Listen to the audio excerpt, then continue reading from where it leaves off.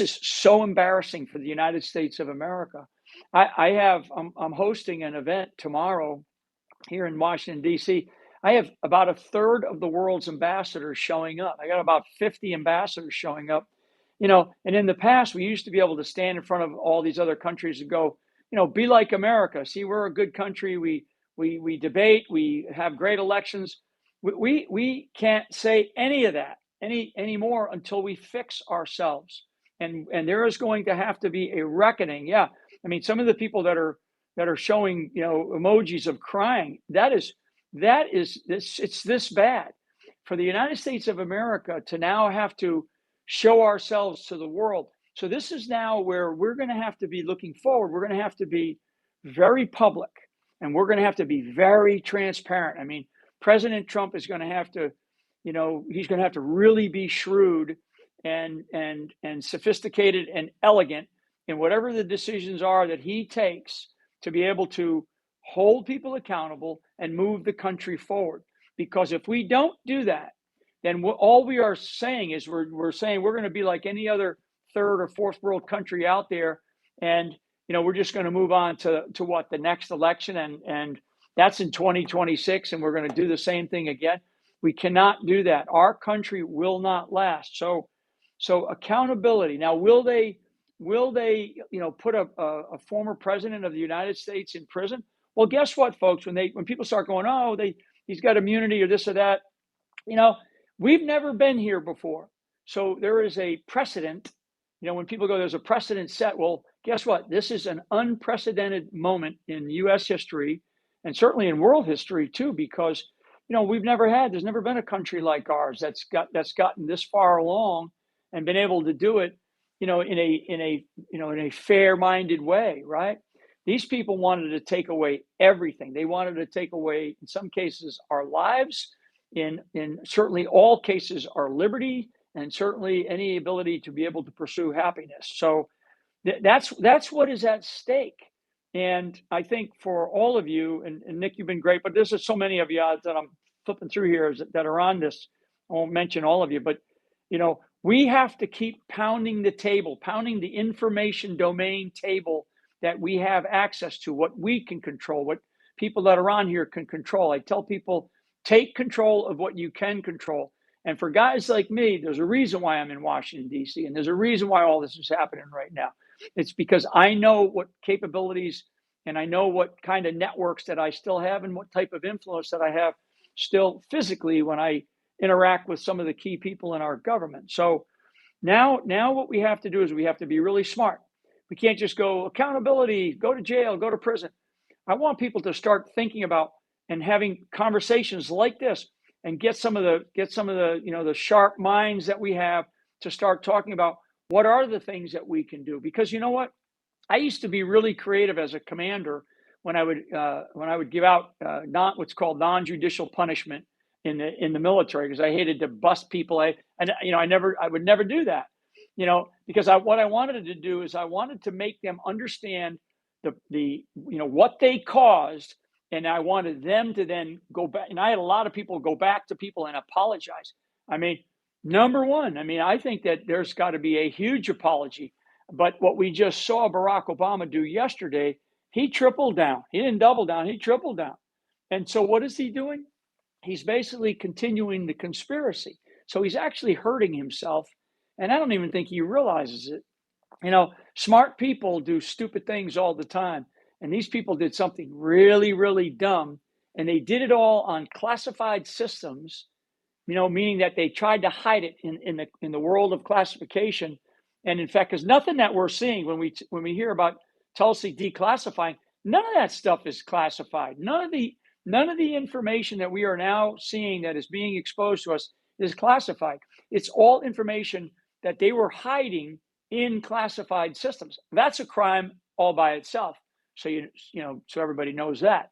So there's so many components of this crime, and the biggest crime is, of course, trying to destroy the United States of America and turning it, as Barack Obama says. I think he uses the phrase fundamentally transform or fundamentally change America. So I want, from my perspective, this is where I'm going to be. I'm going to be looking forward. What is it that we need to do to hold people accountable, to get the justice that they deserve, and get the justice that those of us that have been, persecuted by this, but also I want justice for the entirety of the American people, because it is the American people that suffered, who just grassroots Americans out there that lived through this and said, Jesus, now what we're finding out is that it was the, all under the orders of a president of the United States of America. That's so outrageous, and but there's still going to be a component of the American people that just can't fathom it. And I do think we just need to continue to use our voices in the world of social media to keep pounding this sort of what I call the information domain table that we own. We own it right now. So Nick and Liz and team, I'll stop there and turn it back to you, Nick. Hey, General, I just real appreciate quick. that. I'm sorry, Nick. I just wanted to tell the General about the movie. It's crazy how we're hearing it verbatim right now from the Flynn movie. And there's a lot of people that are being reintroduced to this, sir. And I mean, we traveled the country and watched people sit there with their mouths open. And now that movie has been validated. I've been telling people all over the spaces, sir, that people need to go watch that. You can find out how this ends and how deep it went if you just go watch the flynmovie.com. Yeah. Is that not right, sir? No, that's exactly right. I mean, I'm not one to promote stuff like that. I will every so often, but thank you for doing that. I'll tell you, we've put a lot of time. I put my entire life into that movie, but certainly a year developing it. And most people don't know, like like the book I have out, Pardon of Innocence. I have to go through intense scrutiny for anything that I publicly put out. Intense scrutiny. People don't even want to know how intense it is. For my book, it took 6 months of adjudication inside the U.S. intelligence community and inside of the Department of Defense. 6 months for it to even come out of there, for me to be able to publish it. The movie was even more painful. And so that movie is nobody's suing me over it, right? And boy, if you sit for a couple hours, watch that movie, you're going to be blown away, and you're going to go, "Oh my God, I didn't know."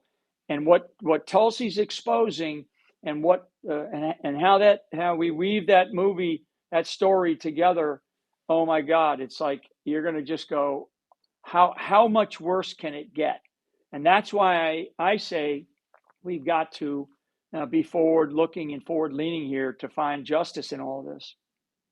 Yeah, so General Flynn, I wanted to ask you this because people in the comment section have been asking this a lot, not just today, but yesterday as well. When Tulsi has been putting out these documents that they're not new, right? They're from 2016, 2017. Why did nobody else find them first? Why did it take to get, until Tulsi Gabbard is in office to be able to unearth these things? Did they just hide them that well? Is she just more ballsy than any other ODNI? What are we looking at here? Yeah, she's got more balls than any other DNI that we've had, to be honest with you. And she's got guts, and she is a patriot. I know that because I know her. I know her very, very well. And she loves this country like I love this country. And she, we have different opinions about different things, but we're sort of, we surf together. So here's so the $64,000 question you just asked, Nick. Okay, like where is Pompeo? Right, Mike Pompeo, who served as the director of the CIA all during this time, right? And then Secretary of State. What about Paul Ryan and McConnell, who both knew exactly what happened? They both knew it, and after the 2016 election, Trump had the House and the Senate, right, just like he has right now. So the GOP, and I'll be on record. The GOP, a lot of people in the GOP are totally worthless. That's why the America First movement, really the MAGA crowd, kicked into high gear. Thank God we did it again in 2024 to get Trump reelected. I mean, so yeah. I mean, you know what? And you guys, everybody knows this. And all you gotta do is go back and look, because I pay very close attention to these things. Tulsi Gabbard was beat about the head and shoulders. Her confirmation, the vote in the Senate was like 51 to 49 or something like that. John Ratcliffe, former acting DNI, right? He had the opportunity to say, this is during the first administration. John Ratcliffe's the CIA director. I think like almost 90 senators voted for him. Why? You don't read any nasty articles about John Ratcliffe, who's the director over at the CIA. And I hope he's listening. Hope he's listening too. So Tulsi gets beat up. Why? And she's being beat up by people in the GOP. I mean, what is Tom Cotton? What's Tom Cotton's problem? You know, anybody from Arkansas, right? Yeah, that's a really weird timing. Just for people that don't know, he's pushing legislation now to block future releases like this. Yeah, to limit. Yeah, because Tom Cotton, Tom Cotton's upset. His ego got bruised because he's not, he didn't get picked to be the SecDef or the DNI. Tom Cotton's got some other, personal problems too.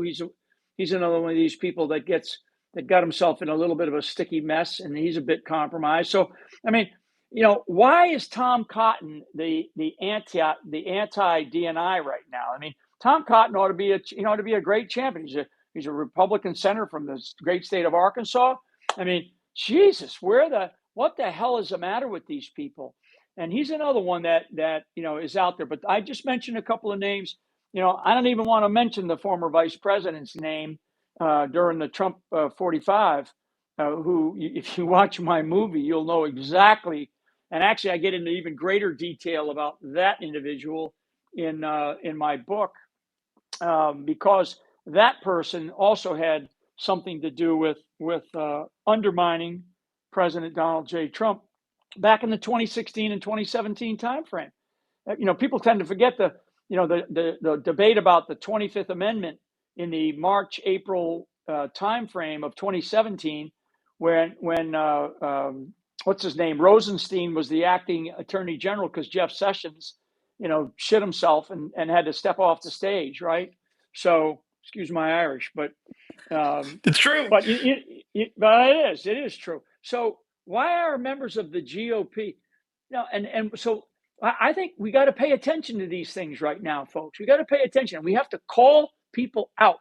I mean, if I did something wrong, I want to be called out, because I'm one of these guys. Like, if I did something stupid, tell me, and I'll fix it, and I'll go I won't do it again, right? I mean, so, and I want to be called out. But I don't put myself into positions where I'm going to be like, in serious trouble. I'll do stupid things, but I'm not going to do things that are against this country. And so now all of a sudden you see senators on our side. I mean, what has Thune made any comments? Has the Speaker of the House, have they put out any big statements yet? I mean, has the House Judiciary or Senate Judiciary called for any hearings of any of these people? Jim Jordan, another one. Jim Jordan, they had the House, for the last 2 years prior to Trump's victory. Did they call anybody from J6 in? They didn't do shit. I mean, these people are worthless. That's why when it comes around to this next, the election, if Donald Trump can do one thing, and he's got to do this. So, obviously we want accountability of these thugs, these criminals, but Donald Trump has got to put his legacy will only be historic if he fixes our election system. Okay. Because if he doesn't fix our election system and we continue to go down this path of having these elections where nobody trusts them, nobody trusts the outcome, then our country can't move forward. And frankly, some ugly, Obama 2.0 will come in and they'll wipe the history books of Donald J. Trump. They will take down every name on any building that says Trump. They will do it, because I know it. And because I knew it back in 2016, so just to give you a little insight, prior to the election of 2016, we got wind about 2 weeks prior, because they thought that Hillary's numbers were up by 13, 14 points. She was going to win hands down. And we got wind that that we were being told to start taking all the Trump signs down anywhere around the country. Okay? Be prepared to take those signs down, because they were going to go after Donald Trump to show him, what's good for him, right? How dare he get involved in politics and run for president of the United States, just like they did to General Mike Flynn, right? To put the fear of God into any general or admiral that ever thinks that they're going to run for office or do something in the future. We're going to scare the crap out of them by going after a guy like me. And I, like I've said, that some of you have heard me on other podcasts. They picked the wrong Irishman. General Flynn, you seem like the perfect person to ask this question to, because you've probably unfortunately worked within the intelligence community at some point. You've seen under the hood. You know what's going on down there. What needs to be done to get rid of these bad deep state actors? How do we weed them out? And can Tulsi do it by herself? I mean, I know she's got a lot of power, but it seems like, these people. We've been fighting these people for a long time, and Yeah. we're finally making progress now. But what's it going to take to finally get these people to stop doing things like staging a years long coup against our the president elected by the people in 2016, for example? Yeah. So that's a big question, and there's a lot of components to address it. There has to be a house cleaning of the intelligence community, and it starts with people. So the house cleaning means that there's probably thousands of people. Thousands. I'm not talking about some group at the headquarters of at Langley. I'm talking about thousands of people that are going to need to be let go. And I mean, just let go. Tell them thank you for your service. Here's your 30-day check. Turn your badge in on your way out the door, and don't let the door hit you in the rear end. Thousands. I do believe that there is real potential at this moment in U.S. history, with the president that we have, that has the mandate that he received, and with the bravery of people that I know that exists, to have severe, and I mean severe, reform, to the point of collapsing some of these intelligence agencies that we have, and take this moment in history to recreate the U.S. intelligence system. Now, the Defense Department actually has the largest share of intelligence capabilities in the country, just around 70%. The rest of it, is CIA and some stuff over in DHS and some stuff over at the State Department. Those are relatively small elements. FBI, the FBI has grown a little bit, but you could collapse quite a bit of the intelligence community, and we could probably go to a defense structure, and then one other analytic structure, not a bunch of human and all this other stuff, because the CIA is broken. They're totally broken. I mean, they have overdone the reliance on technology to the detriment of interacting with human beings around the world, and so that skill set is damn near gone. So those are just some things off the top of my head that can be done, but now's the time to do it. And Tulsi can't do it on her own. She's going to need people like myself and others to come in and sit down and really whiteboard this thing out. Get some chalk out and structure how we want to do this. But there is going to have to be whole cloth release of people from the intelligence community. We cannot have the culture that exists. And so that's an accountability issue, right? So even though people are going to go, well, it wasn't me. Well, you know what? We're letting this level of people go. I mean, people don't know, for example, to give you one example, Nick, for generals and admirals and what we call flag officer level,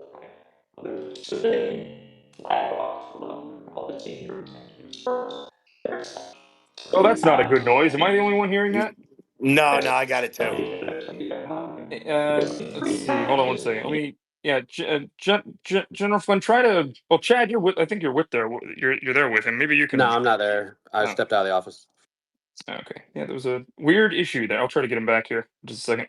But Yeah, Nick, not for nothing, bro, but for your first space, General Flynn and Mike Johnson, this is oh, we're gonna have yeah, Scott Presler here in a few minutes too. That'll be kind of cool. bro, who thinks we need more Nick Sorter Ugh. spaces? That's what yeah, Nick, I'm sure you'll love that. You Look, could be it would out, be you could so be much out more doing fun real if it wasn't so journalism. glitchy all the time, man. I'm telling you.